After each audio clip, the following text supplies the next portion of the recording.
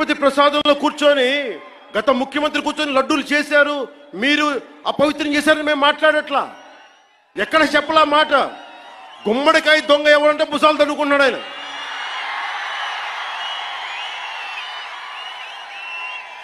YCP మీరు కూడా ఉన్నారు కదా, నేను ఎక్కడన్నా మాట.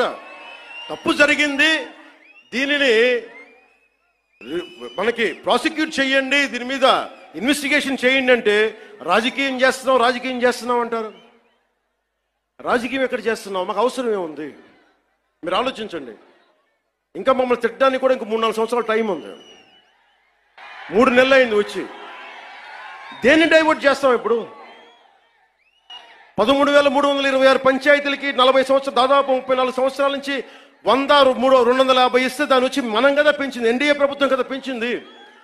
10,000, 25,000 ఒకే రోజున 13,326 పంచాయతీలో గ్రామ సభలు పెట్టాం కదా, ఇన్ని పని దినాలు పెట్టాం కదా. ఒకే రోజున అంతమందికి, అన్ని లక్షల మందికి ఇంటికెళ్ళి డబ్బులు ఇచ్చాం కదా, పెన్షన్లు ఇచ్చాం కదా. అవసరం ఏముంది? దాచుకోవడానికి ఏముంది? కానీ తప్పు జరిగితే నేను అదే మన నేషనల్ మీడియాలో కూడా చెప్పాను. I'm not blaming him, but I'm blaming the board constituted under his leadership. We have an issue with that.